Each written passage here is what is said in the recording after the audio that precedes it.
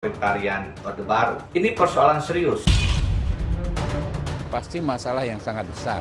Semua partai politik, ya bahkan KPU siapkan administrasinya dalam konteks proporsional terbuka.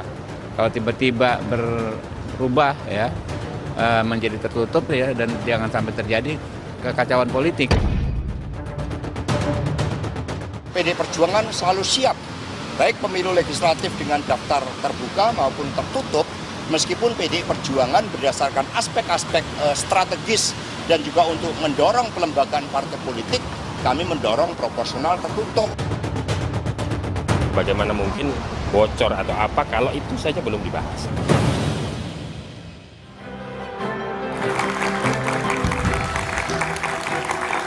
Mantan Wamenkumham era SBY, Denny Indrayana, mengaku mendapatkan informasi terkait uji materi Undang-Undang Pemilu di Mahkamah Konstitusi.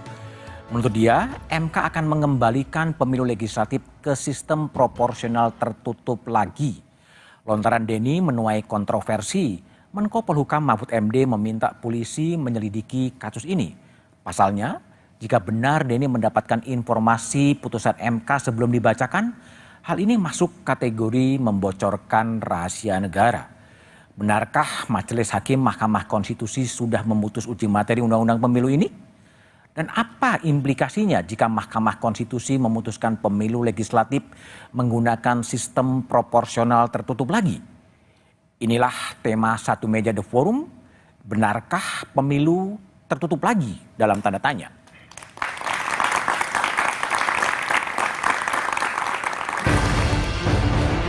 Pakar Hukum Tata Negara Denny Indrayana mendapatkan informasi dugaan putusan Mahkamah Konstitusi terkait penetapan sistem pemilu proporsional tertutup. Informasi yang dilontarkan Denny pun menuai kontroversi. Informasi yang saya dapat, MK akan mengembalikan sistem pemilihan umum menjadi proporsional tertutup sebagaimana dulu di zaman otoritarian Orde Baru. Ini persoalan serius.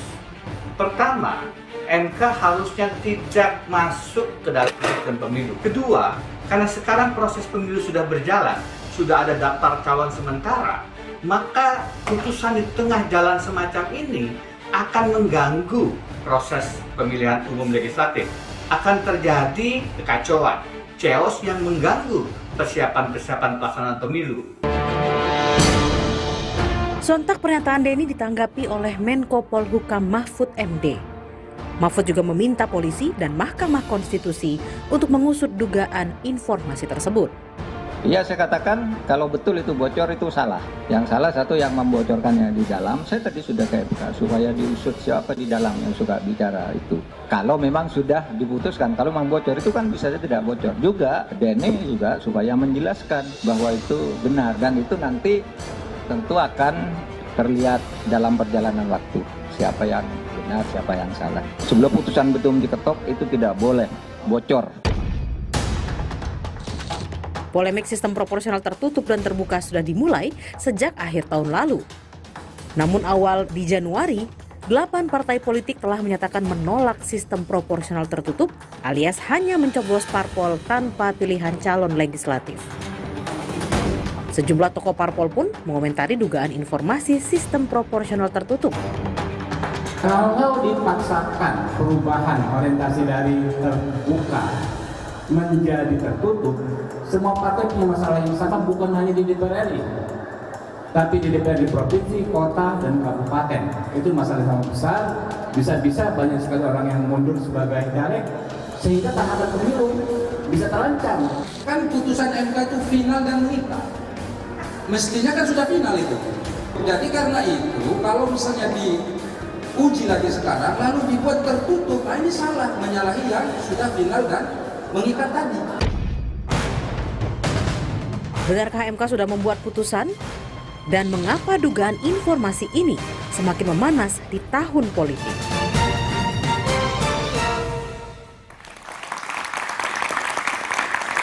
Informasi Denny Indrayana bahwa MK telah memutuskan pemilu tertutup lagi memicu kontroversi. Itulah tema Satu Meja The Forum yang akan saya bahas dengan sejumlah narasumber yang telah hadir di studio. Dari ujung sebelah kanan ada Bang Ferry Amsari, ahli hukum tata negara. Malam, Bang Ferry.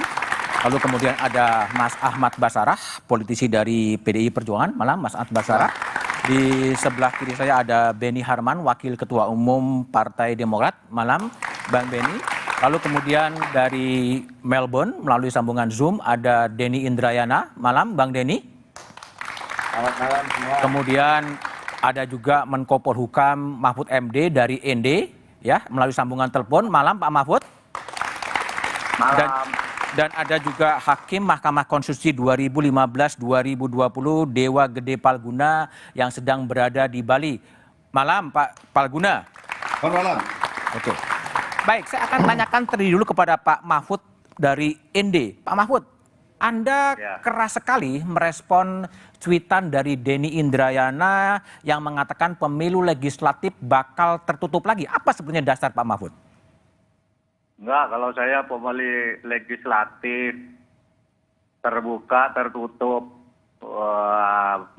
miring atau tegak itu saya tidak peduli itu. Tidak peduli, saya tidak keras soal terbuka, tertutup. Yang saya sayangkan itu, juga saya tidak peduli, Denny ngomong gitu juga saya tidak peduli pada Denny-nya. Tapi karena yang dikatakan tuh info kredibel. Info kredibel, oke. Kalau info kredibel itu tidak ada lain kecuali di dalam MK. Kalau dari luar pasti tidak kredibel kalau orang luar. Oke. Pasti dalam MK. Maka yang saya suruh selidiki ke dalam kasus itu MK-nya. Saya datangi MK, cari itu merusak kehidupan hukum kita. Putusan pengadilan bisa menjadi info kredibel pasti dari dalam. Nah, kalau Denny-nya sih saya enggak apa-apa, mau ngomong terbuka, tertutup, mendengar dari A, si B, enggak apa-apa. Saya suruh dia, kamu terus aja ngomong. Saya tadi telepon-teleponan, terus aja, saya enggak ada marah sama kamu. Saya bilang, tanya aja sama Denny nanti. Malah saya tugaskan kamu agar Anies tuh dapat dapat tiket, jangan sampai terhalang, saya bilang gitu. Demi hidupnya demokrasi. Gitu. Saya enggak ada urusan kalau urusan pencalonan siapa lah. Tertutup, terbuka, tertidur, bangun, asal jangan tertunda ya Pak Mahfud ya? Iya, asal jangan tertunda. Oke. Nah, saya tidak marah sama ada. Kalau ada orang dalam yang bocor-bocorkan itu sangat merusak.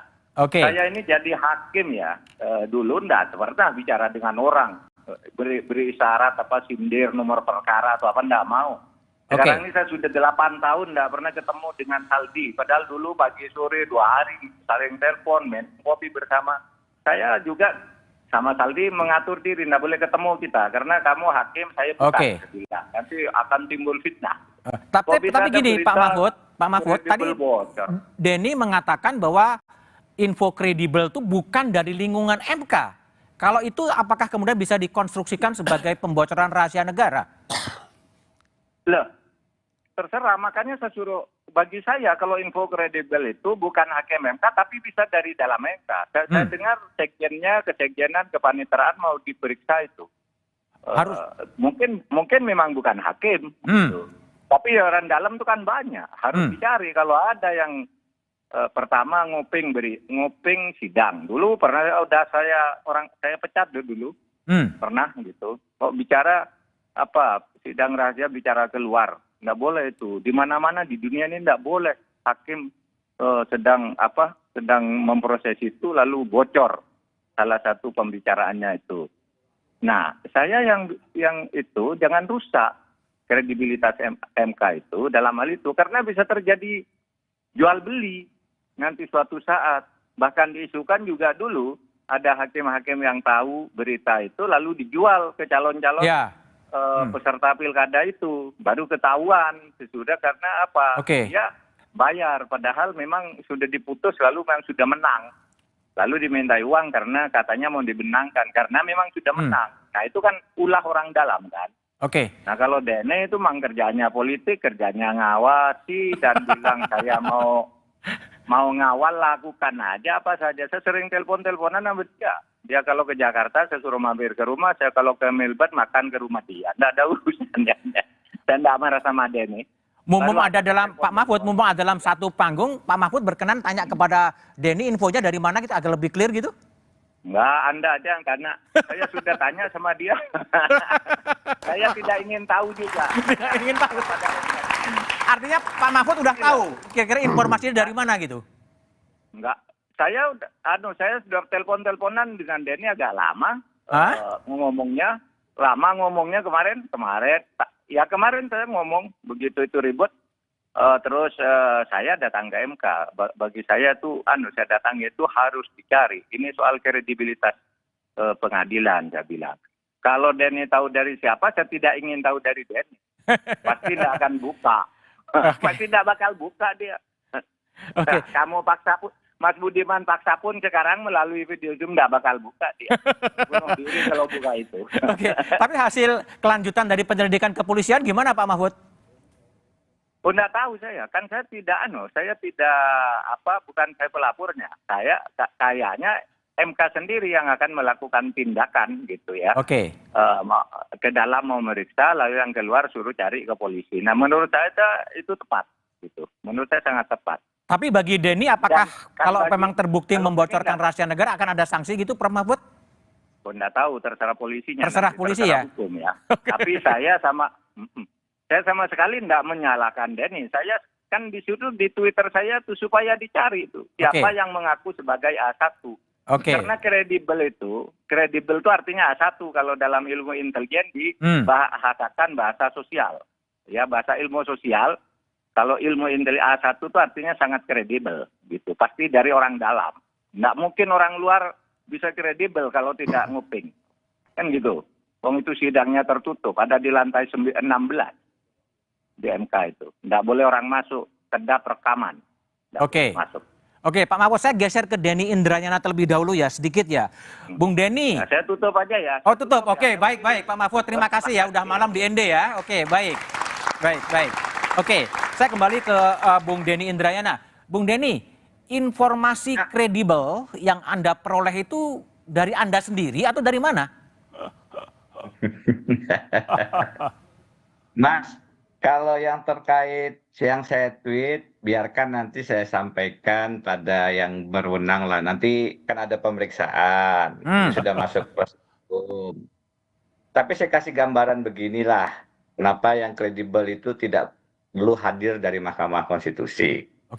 Satu, sekitar beberapa waktu yang lalu, misalnya saya dihubungi oleh Ketua DPD, Pak Lanyala. Ya, ini bukannya terkait dengan tweet ya, supaya tidak salah paham. Jadi Pak Lanyala bilang, Mas Denny, ini kelihatannya Mahkamah Konstitusi akan memutuskan menjadi tertutup dan karenanya pemilu ditunda 2-3 bulan karena KPU akan perlu waktu untuk penyesuaian sistem. Saya bilang, kok bisa Pak? Iya begitu. Itu salah satu contoh masa Ketua DPD tidak kredibel. Kredibel dong. Artinya Bung Denny, informasi yang Anda terima dari Ketua DPD? Bukan, tadi saya bilang ini tidak terkait dengan tweet kan. Tadi saya bilang ini tidak terkait dengan tweet, saya hanya memberi contoh. Oh, memberi contoh. Iya. Ini fakta bahwa saya berhubungan telepon dengan Pak Lanyala itu fakta. Tapi kalau yang terkait dengan tweet itu, saya ingin gambarkan bahwa tidak harus dari Mahkamah Konstitusi. Seorang Ketua DPD kan juga kredibel. Jadi apa yang dimaksud dengan kredibel? Kredibel ya dia punya kapasitas, dia bisa menganalisis, dia tahu bagaimana komposisi hakim, sering misalnya berdiskusi dengan saya dan saya tahu integritasnya, itu yang dimaksud dengan kredibel kan? Tapi gini, Bung Denny, ini kan sebetulnya MK belum memutuskan apa-apa ya, kalau penjelasan dari MK gitu. Sehingga ketika Anda nge-tweet itu motivasinya sebetulnya apa sih sebetulnya? Satu ya, itu ada dua yang perlu saya jelaskan. Satu, belum memutuskan itu tidak menghalangi kami yang sering sidang-sidang di MK bisa melihat arah putusan. Tentu prediksi, tentu antisipasi. Oh, dari cara bertanya nih hakim cenderungnya akan menolak menerima. Ini belum kesimpulan. Refli menyatakan misalnya ada dalam putusan kesimpulan itu rapat RPH-nya itu dilakukan sebelum kesimpulan diberikan. Jadi kalau itu sih tidak menjamin bahwa kemudian belum ada putusan paling tidak arahnya tidak diketahui. Menjawab pertanyaan kedua, tujuannya Mas, tujuannya adalah agar kita bisa melakukan kontrol publik, pengawasan, dalam Oke. artian ini adalah isu yang penting bagi rakyat. Ini kenapa menjadi viral, Mas BDM? Karena ditunggu oleh seluruh caleg dari Sabang sampai Merauke. Oke. Hampir tiap hari mereka tanya, Mas, ini proporsional tertutup apa terbuka? Oke. Partai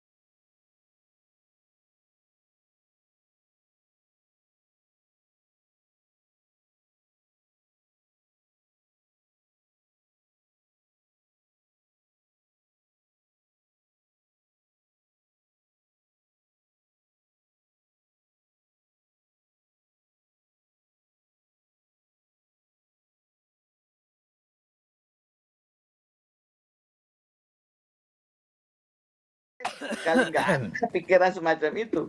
Saya adalah orang yang berpandangan bahwa ini tidak boleh MK masuk ke dalam putusan yang merubah sistem karena itu adalah kewenangan daripada parlemen, open legal policy, satu.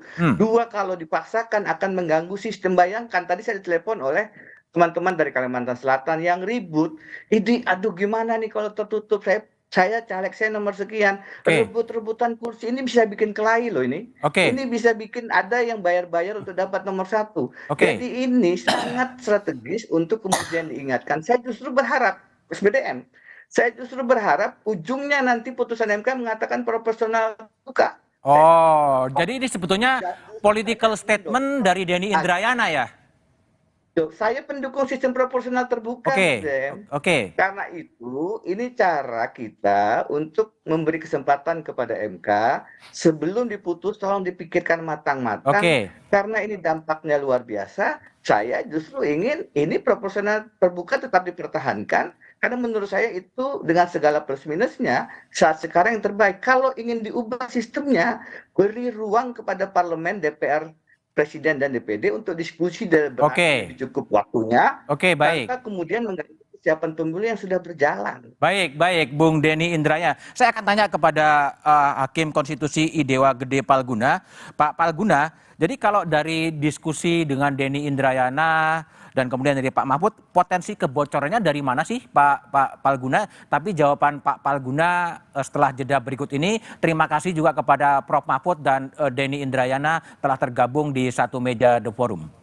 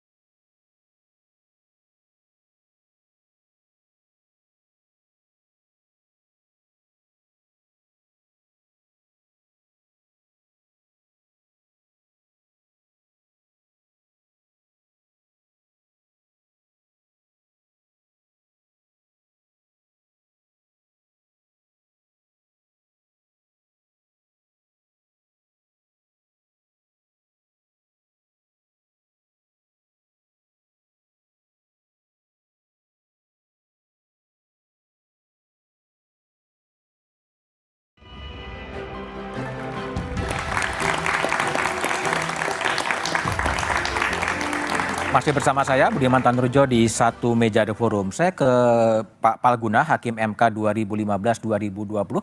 Pak Palguna, kalau tadi sesuai dengan penjelasan Bung Denny dan tweetnya Bung Denny, ini informasi kredibel itu apakah mungkin bocor dari Mahkamah Konstitusi? Ya, kalau ditanyakan mungkin bocor, ya mungkin saja. Tetapi menurut saya logikanya nggak nyambung itu. Nggak nyambung? Karena gini, iya, kalau dikatakan putusan, itu berarti kan sudah ada lewat RPH, rapat permusyawaratan hakim. Sementara kemarin kalau saya dengar dari juru bicara Mahkamah Konstitusi, baik yang disampaikan Humas maupun Prof. Eni, itu katanya tahapan yang baru pada tahapannya penyerahan kesimpulan, berarti kan belum ada rapat permusyawaratan hakim. Bagaimana tiba-tiba sudah ada putusan, gitu loh.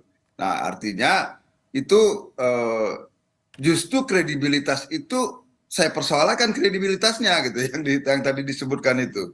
Gimana ceritanya? Nah, artinya itu secara logika bagi saya orang yang pernah berada dalam posisi sebagai hakim konstitusi. Menurut saya logika itu nggak benar. Nah, tapi kan Prof. Denny tadi sudah menyampaikan. Rupanya itu adalah kesimpulan-kesimpulan analisisnya sendiri melihat gelagat cara-cara hakim bertanya begitu kan? Tapi mungkin kan dibaca dari tren dan kecenderungan pikiran-pikiran dari hakim konstitusi? Belum tentu. Belum tentu. Belum tentu kalau Mas Budiman belum tentu kalau Mas Budiman mengikuti cara saya bertanya misalnya, acap kali yang putusan saya pendapat pendirian saya justru sebaliknya dari yang saya tanyakan di ruang sidang. Kan itu cara menggali keterangan macam-macam, Mas, menggali keterangan ahli untuk memperoleh perspektifnya misalnya. Saya harus konfrontir sama dengan Anda wartawan kan, harus attacking untuk mendapatkan itu, bukan berarti Anda siap dengan bukan Anda berada dalam posisi itu kan. Jadi kalau Pak Palguna baca lontaran pernyataan dari Bung Denny sebetulnya apa? Dia mengatakan informasi yang kredibel meskipun bukan dari lingkungan Mahkamah Konstitusi. Nah, itu dia yang jadi persoalan buat saya. Kalau maksudnya adalah seperti tadi, maksudnya saya bukan membela Mahkamah Konstitusi, Mas. Kemarin saya mengkritik keras Mahkamah Konstitusi soal putusan itu. Tapi menurut saya, kalau tujuannya adalah untuk mencegah Mahkamah Konstitusi dijadikan sebagai alat katanya, untuk mengawal Mahkamah Konstitusi katanya Prof. Denny tadi, ya caranya jangan dengan menyampaikan narasi yang justru mengarahkan rakyat untuk tidak percaya kepada Mahkamah Konstitusi. Ini berbahaya menurut saya. Oke, baik Pak Palguna. Saya ke Beni Harman, Denny Indrayana, dan sekarang saya pindah ke Beni Harman. Bung Beni, Anda juga membela pernyataan atau informasi kredibel yang diperoleh dari Denny Indrayana. Ini apa? Pembelaan karena sama-sama dari Demokrat atau gimana? Ya tidak juga sih. Tapi Anda tanya nggak ke Bung Denny, informasi siapa sih gitu? Saya tanya, tapi sebelum saya tanya, saya yakin sekali apa yang disampaikan oleh Bung Denny memang begitu adanya. Begitu adanya tuh gimana? Begitu adanya artinya memang betul demikian. Apa itu? Paling tidak mungkin ya. Suasana kebatinan di komunitas hakim MK memang seperti itu. Dari mana tahunya? Ya itu tadi pasti ada informasi dari dalam dan dari dalam belum diputuskan. Bisa saja belum diputuskan, tapi suasana kebatinan itu bisa dibaca. Gimana membaca suara kebatinan? Suasana kebatinan ya itu bisa dilihat gelagatnya, suasana di dalam itu dan mungkin ada orang dalam yang bisa membaca ini dan menyampaikan kepada Pak Denny. Itu satu soal. Soal yang kedua adalah kalau toh itu betul Denny mendapatkan informasi orang dalam, saya memberikan apresiasi tinggi kepada Bung Denny dan kepada orang dalam yang telah membuka informasi itu kepada Bung Denny dan Pak Denny menyampaikan itu kepada publik. Mengapa saya katakan begitu? Ini penting, Pak Mas Budiman. Saya ingat betul Mahkamah Konstitusi periode-periode sebelumnya, ketika masalah ada hakim, ada masalah jual beli putusan di Mahkamah Konstitusi. Itu kan informasi orang dalam. Informasi orang dalam itu disampaikan kepada penegak hukum atau bahkan kepada publik, kemudian penegak hukum menindaklanjuti informasi orang dalam.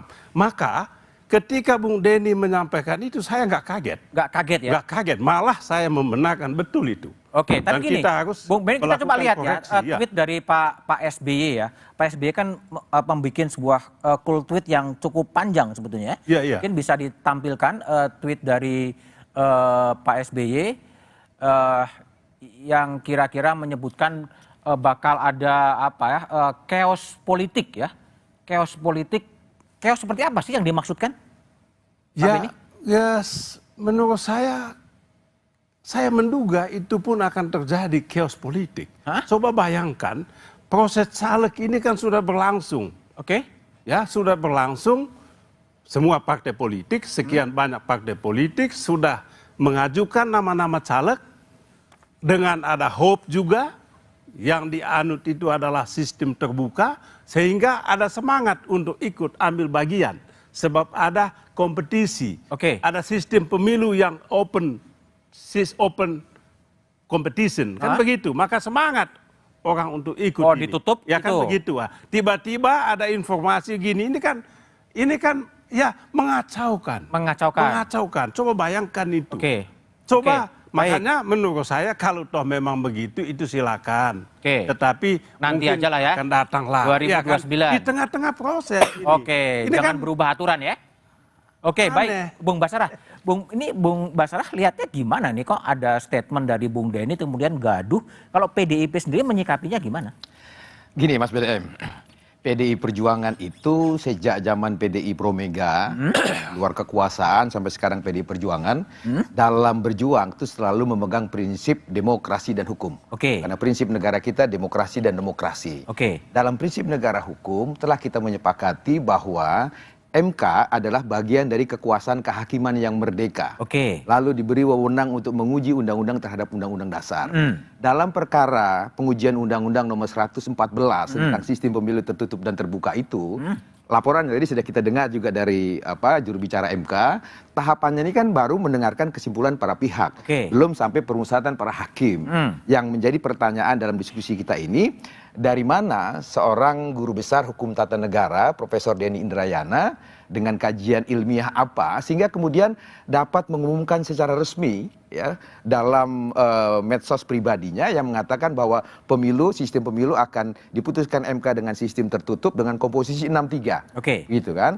Nah, dalam asas hukum kan berlaku siapa yang mendalilkan harus membuktikan. Ya. Nah, saya kira dalam perspektif itu PDI Perjuangan menyerahkan pada Pak Bung Denny Indrayana sendiri dan juga menyerahkan kepada publik untuk menilainya.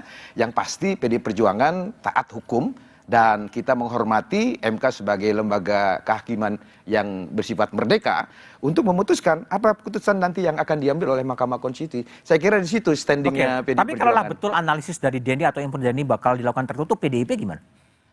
PDI Perjuangan memang di dalam doktrin perjuangannya di sistem pemilu ini, di keputusan Kongres, Rakernas, kita memang memilih sistem tertutup. Mengapa demikian, Mas BDM? Karena sekali lagi rujukannya, konstitusi kita mengatur bahwa pemilu legislatif, memilih anggota DPR, RI, dan DPR daerah adalah partai politik. Saya ulangi, partai politik berarti menyebut organisasi partai politik, bukan individu.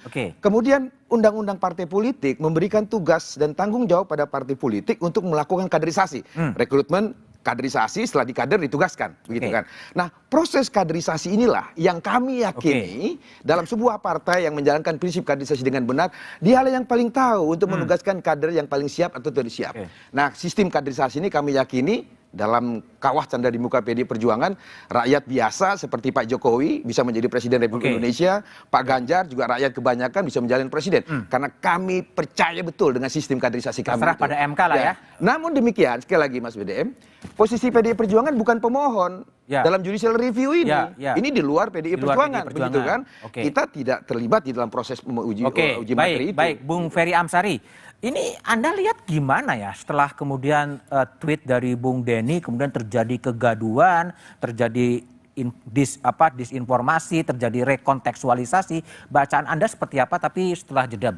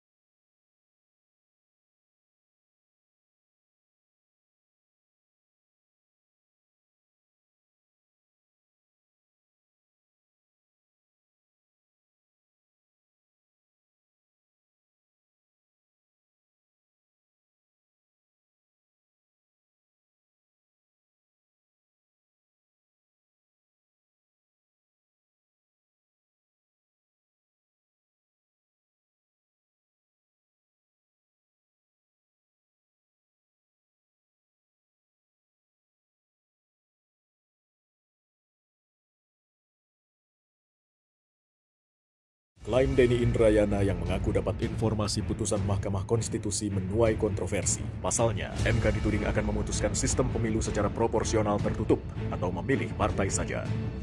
Jika benar, siapa yang membocorkan? Dan benarkah MK sudah membuat putusan? Simak pembahasannya dalam Satu Meja, The Forum. Benarkah pemilu tertutup lagi? Malam ini, pukul 8:30 live di Kompas TV.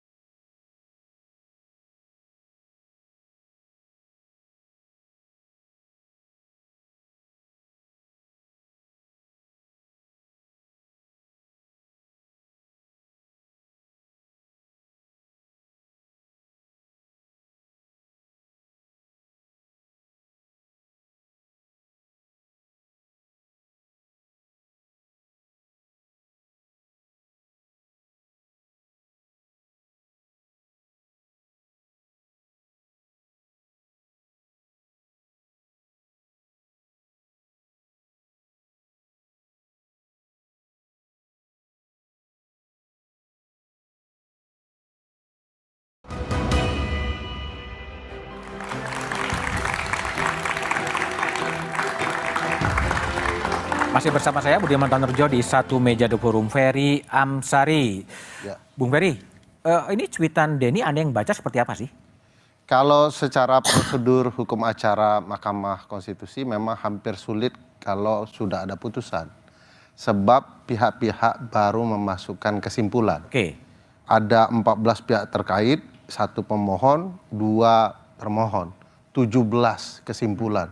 Perlu dibaca itu oleh perlu dibaca hakim, semua ya. Oke. Jadi dan baru dalam proses itu.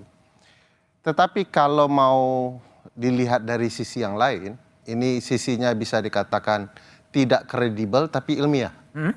Alat hitungnya bisa dilihat dari asal hakim.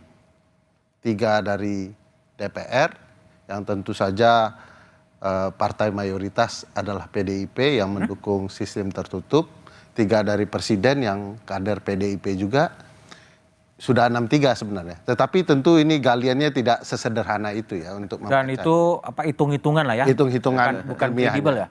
Tidak data yang disampaikan. Oke, tapi gini, kalau kembali kepada fokus persoalan, apakah betul tadi sinyalemen dari Pak SBY kalau itu tiba-tiba berubah terjadi chaos politik menurut Anda?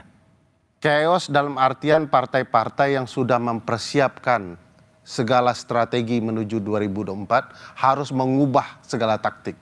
Oke. Dan tentu ini tidak hanya merugikan partai tetapi juga kader karena mereka juga harus memikirkan banyak hal, lalu juga penyelenggara karena harus sosialisasi lagi, apalagi peserta pemilih. Mereka juga akan kebingungan. Biasanya ada nama tiba-tiba hilang nama kan begitu ya. Nah, cuman kalau saya melihat putusan MK memang tidak ada logika bagi MK untuk memutuskan mengubah sistem di jalan. Pertama tadi dengan sangat baik dijelaskan Mas Bas ya. Tapi saya agak berbeda mengambil angle-nya. Bahwa memang menurut pasal 22E peserta pemilu itu partai politik. Tapi penyelenggaraannya menurut pasal 22E ayat 2, penyelenggaraan pemilu itu terkait dengan pemilihan anggota DPR, DPD, dan DPRD. Jadi mau tidak mau konsep keterbukaan dalam sistem itu terang benerang. Belum lagi bicara soal kedaulatan di pasal 1 ayat 2 dan kemudian langsung di pasal azas pemilu di pasal 22E. Jadi apalagi putusan MK sudah final menurut putusan nomor 22/24 PUU 6 Romawi tahun 2008. Dan paling hebat Mas Budi kalau kemudian MK mengubah sistem, padahal dalam putusan-putusan sebelumnya kalau dinyatakan open legal policy ya, kebijakan hukum terbuka, yaitu Undang-Undang Dasar memberikan hak kepada pembentuk undang-undang mengatur, pasal 22E ayat 6 tata cara pemilu diatur lebih lanjut dengan undang-undang. Maka ini nuansa open legal policy. Biasanya MK nolak itu. Ya biasanya ya. Ya, dalam putusan sebelumnya, khusus generasi sekarang. Nah, aneh kalau kemudian Mahkamah Konstitusi tiba-tiba mengambil tindakan untuk menafsirkan. Tapi sudah ada contohnya, putusan KPK kemarin. Saya ke Mas Basarah lagi. Mas Basarah ini kan setelah ada gaduh itu kan 8 parpol politik di DPR kemudian menyatakan penolak proporsional tertutup. Tapi PDIP tetap ingin tertutup. Kalau dalam posisi sekarang. Sebelum itu ya, teori chaos itu tadi Mas Budiman. Itu kan harusnya bertemu antara faktor subjektif dan faktor objektif. Faktor subjektif itu adanya aktor-aktor yang memang menggerakkan, mengarah pada situasi chaos. Ya. Yang kedua faktor objektif. Adanya satu kebijakan yang memang menjadi dasar untuk terjadinya chaos. Nah ini satu hal yang dikhawatirkan akan menjadi chaos itu belum ada keputusan MK. Jadi bagaimana teori chaos itu bisa dikemukakan sedemikian rupa di hadapan publik. Yang pertama, kalau dalam kaitan PDI Perjuangan tadi sudah saya tegaskan, memang benar secara konsep, doktrin, kaderisasi di PDI Perjuangan kita melihat bahwa sistem pemilu tertutup itu yang paling dekat dengan produk kaderisasi yang kami yakin betul kami jalankan di partai kami. Tetapi di dalam konteks ketatanegaraan, proses judicial review yang tengah terjadi di Mahkamah Konstitusi, PDI tidak punya keterkaitan langsung di sana, begitu kan? Tetapi PDI Perjuangan menghormati Mahkamah Konstitusi sebagai lembaga kekuasaan kehakiman yang merdeka, yang memang punya wewenang untuk melakukan pengujian undang-undang terhadap undang-undang dasar. Kita biarkan itu berproses. Apapun keputusan Mahkamah Konstitusi, sistem tertutup kita siap, sistem terbuka kita siap. Yang kita tidak siap ini sistem pemilu tertunda. Gitu. Jadi kalau pemilu ditunda, PDI Perjuangan tidak siap. Tertutup, boleh jangan terbuka sampai kita siap, tertutup kita siap, tapi jangan sampai tertunda. Bung Beni. Tapi ini kalau tadi kembali lagi kan chaos ya, bukan terlalu berlebihan ya, atau memang gimana? Itu kan yang disampaikan oleh Pak SB itu kan jelas. Itu semacam wake up call. Wake up call. Early warning lah. Jadi janganlah sistem yang sudah tertata dengan baik ini tiba-tiba diubah-ubah tanpa alasan yang jelas. Ya, saya rasa masuk akal itu peringatan ini. Ya, jadi ini adalah wake up call. Hati-hati lah ya. Tahu, hati-hati. Toh ada kasus toh, baku bunuh. Soal merebut nomor urut ini, baku bunuh. Dan jangan lupa juga banyak caleg yang sudah mengancam kalau tertutup ini Pak Beni kami mundur dari caleg, kan gitu. Nah, apa yang akan terjadi? Betapa susahnya partai politik ini untuk menata ulang. Itu satu Pak Budiman. Yang kedua, saya kembali apa yang disampaikan oleh Bung Denny itu sangat penting. Apa pentingnya? Pentingnya sebab Denny tidak mungkin melakukan itu tanpa sebab, tanpa tujuan, dan tanpa alasan.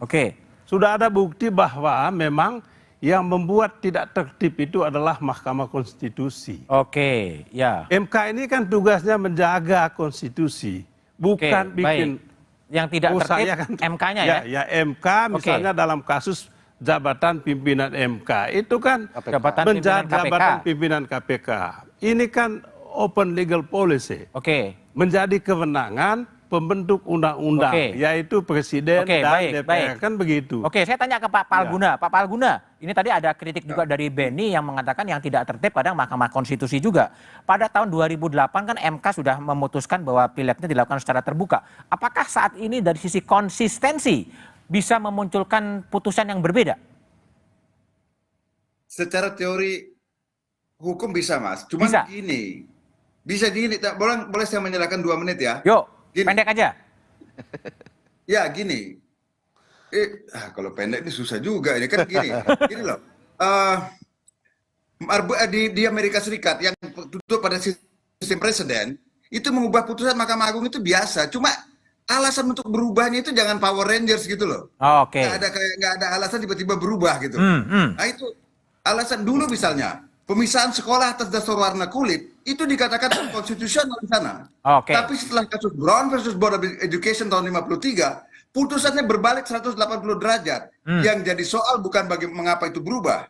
Yang jadi soal adalah bagaimana hakim menjelaskan di dalam rasio desidendi putusannya mengapa dia berubah dari presiden. Tapi dalam konteks Indonesia untuk kasus Mahkamah Konstitusi itu saya setuju dengan yang disampaikan Ferry tadi. Itu adalah bagian legal policy. Saya tidak menjabarkan open legal policy, tapi itu adalah bagian dari pembentuk undang-undang untuk mengurusnya. Nggak boleh Mahkamah Konstitusi masuk ke soal itu. Sebab sistem yang manapun, mau terbuka, mau tertutup, ujungnya sesungguhnya adalah ada pada apakah partai politik kita sudah melaksanakan fungsi-fungsi minimum partainya untuk partai politik yang baik. Tapi jangan lupa pula, Pak Palguna. Di 2008 MK juga pernah memutus judicial review sistem pemilu dari sistem hybrid menjadi sistem terbuka pada waktu itu. Jadi ada jurisprudensi hukum yang sudah pernah dilakukan juga oleh Mahkamah Konstitusi di 2008 untuk sistem pemilu ini. Saya mengatakan tadi Mas Bas, harus ada argumentasi hukum dalam rasio desiden di putusan mengapa berubah. Jangan Power Rangers, kan saya mengatakan begitu tadi. Kalau ada alasannya, boleh. Tapi alasannya alasan konstitusional dong. Jangan alasan kayak TikTok gitu loh. Harus benar. Kalau konteks yang sekarang ini kan MK belum mengeluarkan keputusan, Pak Pal. Makanya saya mau masuk ke persoalan terakhir yang mau saya tanyakan. Yang silakan Pak Palguna. Itu sekarang siapa? Kan pernyataannya Denny. Di situ. Ya, jadi memang ini belum jelas gitu. Ini semata-mata analisis dari Denny Indrayana yang seakan-akan MK itu sudah memutuskan pemilu tertutup dengan komposisi 6-3. Gitu Pak Palguna. Kembali ke Benny. Ben, kalau memang sinyalemen atau informasi kredibel yang diperoleh Denny Indrayana itu betul bahwa kembali ke sistem tertutup, Demokrat mau ngapain? Tapi jawabannya setelah jeda berikut ini.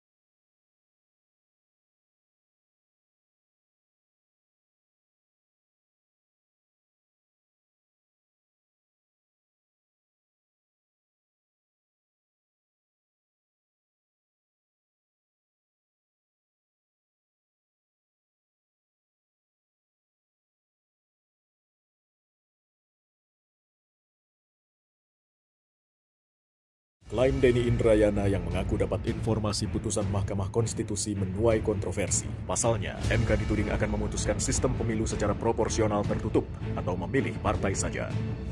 Jika benar, siapa yang membocorkan? Dan benarkah MK sudah membuat putusan? Simak pembahasannya dalam Satu Meja The Forum. Benarkah pemilu tertutup lagi? Malam ini pukul 8:30 live di Kompas TV. Klaim Denny Indrayana yang mengaku dapat informasi putusan Mahkamah Konstitusi menuai kontroversi. Pasalnya, MK dituding akan memutuskan sistem pemilu secara proporsional tertutup atau memilih partai saja. Jika benar, siapa yang membocorkan? Dan benarkah MK sudah membuat putusan?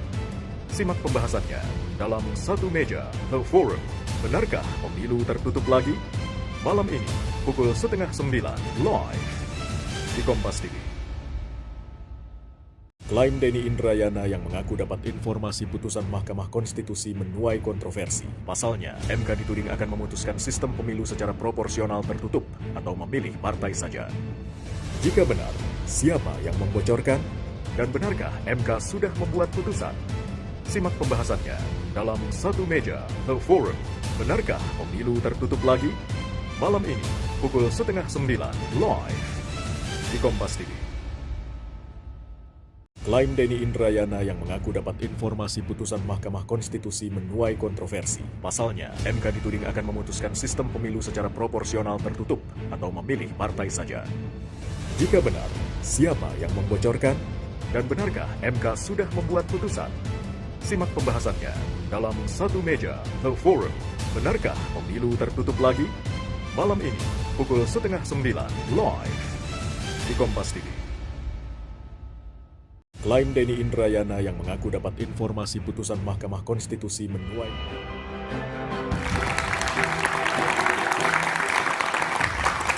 Masih bersama saya Budi Mantanrujo di Satu Meja The Forum. Benny Harman, jika kemudian analisis atau informasi Denny betul dilaksanakan dengan sistem tertutup hanya nyoblos partai politik, Demokrat mau ngapain? Ya, sebelum apa yang mau dilakukan oleh Demokrat sikapnya ya, kita tetap mempersoalkan kewenangan Mahkamah Konstitusi. Kami punya pandangan, pendapat, Mahkamah Konstitusi sama sekali tidak punya kewenangan apapun untuk menentukan ini. Yang kedua, fakta politiknya, dari 9 fraksi yang ada di parlemen, 8 dengan tegas menolak sistem tertutup. Tetap mendukung sistem terbuka ini. Nah, kalau dinyatakan tertutup gimana? Kalau dinyatakan terbuka, saya duga 8 fraksi partai politik yang ada di parlemen ini bukan tidak mungkin akan melakukan boikot pemilu ini. Kalau tertutup ya. Kalau boikot ini dilakukan, maka memang inilah agenda tersembunyi dari 8 parpol dong. Dari belakang ini untuk apa? Untuk menunda pemilu ini. Bikin chaos situasi ini kan begitu. Macam ya. Macam-macam. Jadi tetap memang ada skenario begitu. Bukan tidak mungkin ini. Ya, jadi sengaja itu dilakukan. Baik Bung Benny. Bung Bas, jadi kalau Bung Bas lihat, kalau kemudian skenarionya adalah tetap menggunakan proporsional terbuka, PDIP gimana? Sebelumnya Bung Benny mengatakan kalau sistem pemilu tertutup akan memboikot, jangan-jangan itu akan membuat pemilu menjadi tertunda, Bung Benny. Jadi siapa yang meminta tertunda jadinya? Jadi begini, Mas BDM. Bagi PDI Perjuangan, sekali lagi, dalam hal berjuang kita selalu memegang teguh pada prinsip demokrasi dan prinsip hukum. Kita hormati kewenangan MK dalam menguji undang-undang pemilu sistem tertutup terbuka ini. Kita tunggu. PDI Perjuangan pada posisi yang menunggu saja keputusan apa yang akan diputuskan oleh Mahkamah Konstitusi. Mau memutuskan terbuka kami siap, memutuskan kami tertutup siap. Kami tidak mau mencampuri, mengintervensi, apalagi menakut-nakuti Mahkamah Konstitusi untuk mengambil keputusan sesuai dengan kemauan kami. Karena kita menghormati masing-masing kewenangan lembaga. Saya kira itu. Baik, Bung Bas. Pak Palguna, jadi sebaiknya kalau Bung Palguna yang pernah di Hakim Konstitusi, kira-kira gimana sebaiknya negarawan yang menguasai konstitusi yang akan memutuskan sistem politik, sistem pemilu yang terbuka dan tertutup itu, Pak Palguna? Satu, yang saya mau katakan, sekali Mahkamah Konstitusi mengatakan itu legal policy, taati itulah. Kecuali terdapat fakta lain, misalnya ada perubahan dalam sistem ketatanegaraan yang menyebabkan bahwa sesuatu yang dulu dikonstruksikan sebagai legal policy itu ternyata menjadi persoalan yang bisa dimasalahkan konstitusionalitasnya. Itu kan soal yang lain.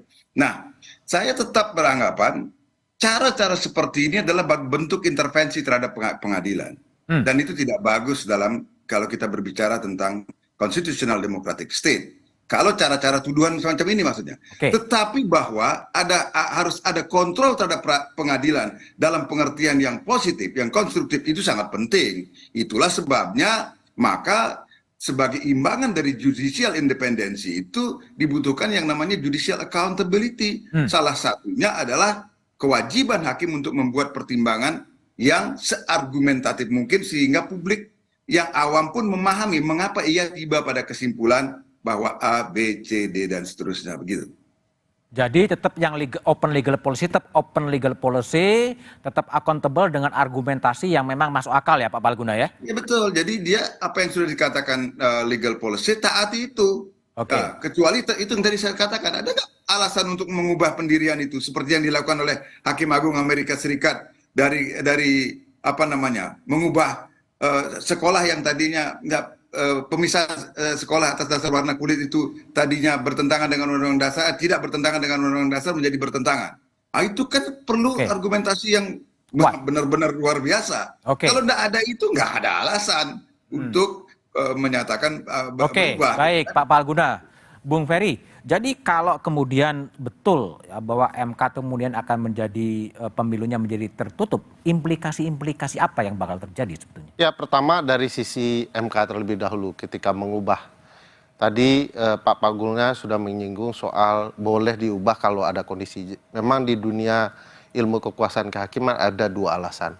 Satu ada keadaan konstitusional baru. Kedua terjadi perubahan konstitusi itu sendiri. Jadi batu ujinya sudah berubah tentu boleh tafsir baru. Nah kalau tidak konsekuensinya adalah jika hakim itu terdata mengubah sikap berhukumnya, dia masuk ke pelanggaran etik. Pelanggaran etik. Karena dia selalu menggunakan cara berpikir hukum berbeda-beda. Karena diduga pasti ada kepentingan bukan soal penegakan hukum. Jadi kalau dia sudah berbeda, kasus ini open legal policy, besok lain lagi, itu pelanggaran. Terhadap pemilunya sendiri? Nah, dalam konteks pemilu, saya sudah mengatakan ini tidak sehat. Di tengah jalan, tahapan berlangsung, tiba-tiba terjadi perubahan. Mas Bas betul, ada juga waktu itu di tengah jalan, tapi itu tafsir yang harus kita anggap sebagai pengalaman buruk yang tidak boleh berulang. Jadi jangan kita mengulangi ini, dan Mas Bas tadi kan cerita juga, teman-teman, pasti akan mengubah strategi, artinya partai sendiri, siapapun partainya, sedang tidak siap kalau ini terjadi perubahan tiba-tiba. Oleh karena itu, MK juga harus menghormati konstitusi kita, putusan mereka sendiri, bahkan partai politik, peserta pemilu ya, dan para pemilih. Oke, baik Bung Ferry Amsari, Mas Ahmad Basarah, Bung Beni, dan Pak Palguna, terima kasih telah bergabung di satu meja The Forum. Perdebatan pemilu proporsional terbuka atau tertutup bukanlah akhir perjalanan negeri. Bangsa ini pernah menjalani sistem tertutup, pernah melaksanakan sistem setengah terbuka, juga pernah melakoni sistem terbuka. Semuanya ada untung dan rugi. Perdebatan publik tak perlu direspon elit dengan pernyataan menakut-nakuti atau mengintimidasi, atau malah untuk kekuatan politik. Pemilu bukan hanya milik elit, tapi sarana demokrasi untuk kepentingan publik. Mahkamah Konstitusi perlu bijak mengambil posisi, bukan hanya sekedar perpanjangan proksi, karena MK terlanjur ditempatkan sebagai penjaga konstitusi. Ibarat sebuah permainan, janganlah MK mengubah aturan di tengah jalan. Itu bukan mencerminkan tindakan negarawan. Pemilu akan kita laksanakan 14 Februari 2024. Pastikan untuk tetap mengikuti perkembangan terkini melalui Kompas TV, independen, terpercaya. Demikian satu meja The Forum malam ini. Sampai jumpa pekan depan. Selamat malam dan terima kasih.